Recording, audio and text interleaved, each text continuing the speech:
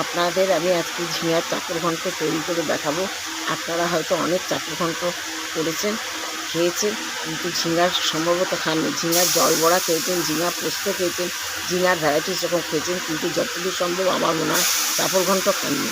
ওই মটর ডাল ভিজিয়ে রেখেছিলাম, মটর ডাল বাটলাম, বেটে ওর মধ্যে কালো জিরা তারপর হিং ফিং দিয়ে চাপড় তৈরি করলাম। চাপড় মানে কি বড়া নয়, কিন্তু চারটা করে চাপড় তৈরি করলাম। চাপড় তৈরি করে এখন ভাজতে আরম্ভ করেছি।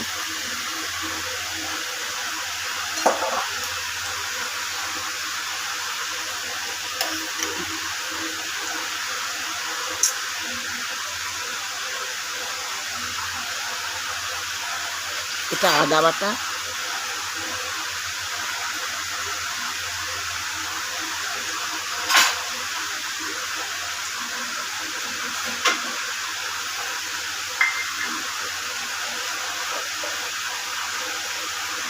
দেখি চাপড়গুলো ভাজা হয়েছে নাকি।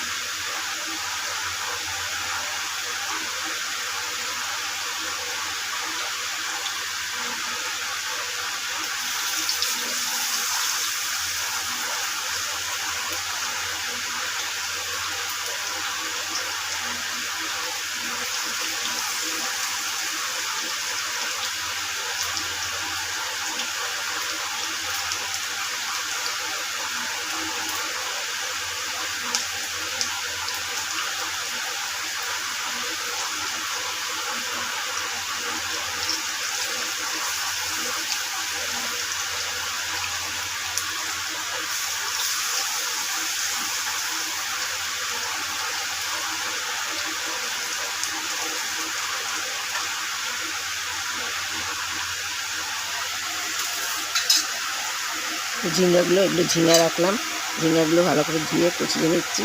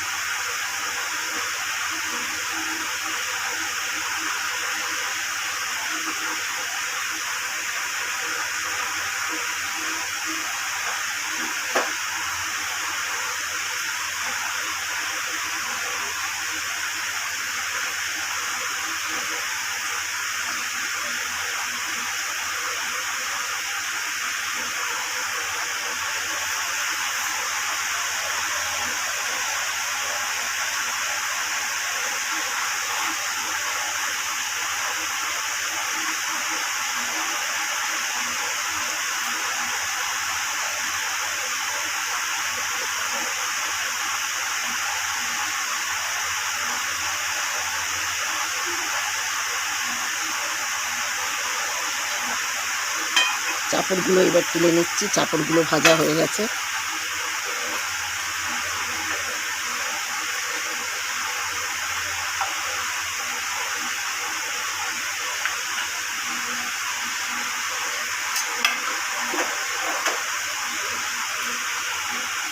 তেলটা বেশি হয়েছে তাই খানিকটা ঢেলে রাখলাম।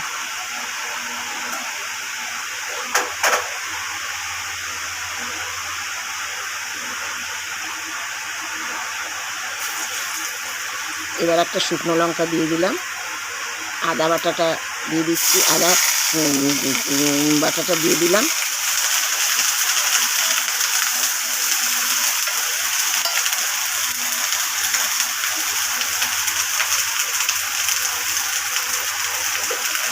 নুন দিয়ে দিলাম, যাতে আদাটা বাটা ভাজা হতে হতে গাছ যাতে না আসে, নুনটা দিয়ে দিলাম।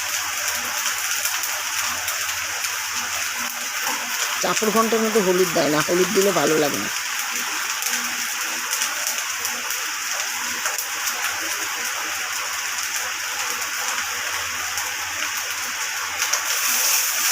নেড়ে দিচ্ছি যাতে ভালো করে আদাটা ভাজা হয়ে যায়। এবার ঝিঙ্গাগুলো দিয়ে দিলাম।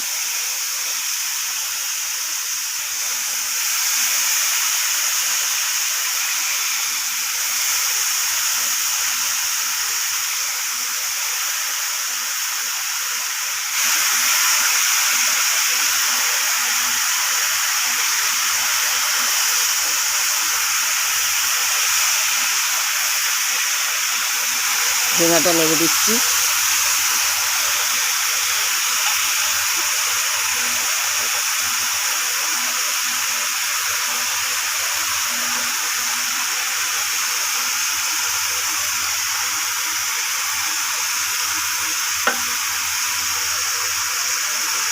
একটু চিনি দিয়ে দিচ্ছি, তাহলে খেতে স্বাদ হবে। চিনি দিয়ে দিলাম।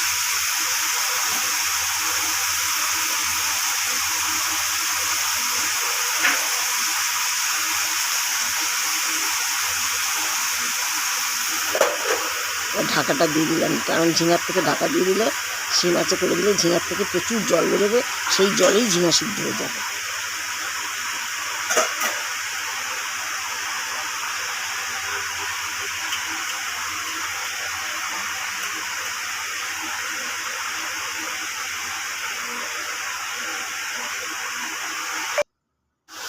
ঢাকাটা খুললাম, ঝিঙা সিদ্ধ হয়ে গেছে। জলটা একটু আছে এখনো পর্যন্ত, বেশ ভালোই জল আছে।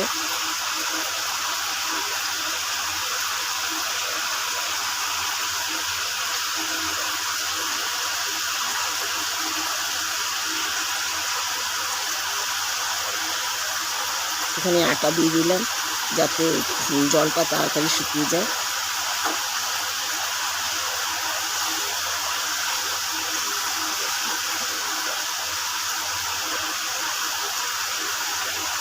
এবার চাপড়গুলো ভেঙে ভেঙে দিয়ে দিচ্ছি।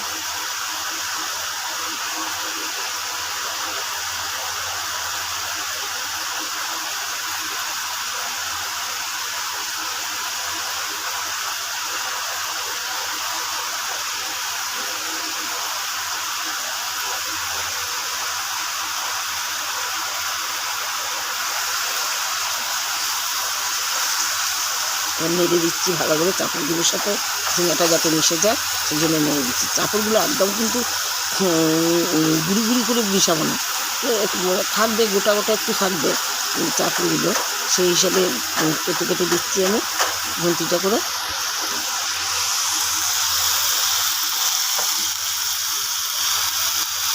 ঝিঙা চাপড় ঘন্টে কিন্তু লাস্টে ফার্স্টে যেমন আদা বাটা দিতে হয়, তেমনি লাস্টে ঘি দিতে হয়। তার জন্য হচ্ছে চাপড় ঘন্ট খেতে স্বাদটা খুব বেশি হয়।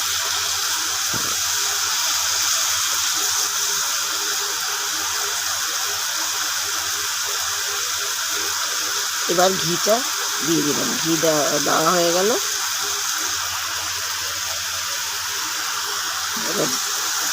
এবার ঝিঙার চাপড় ঘন্টটা নেড়ে দিচ্ছি।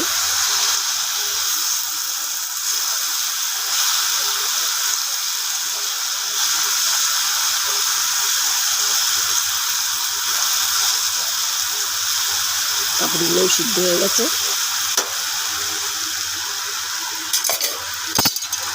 এবার কড়াইটা ধরে নামিয়ে রাখলাম।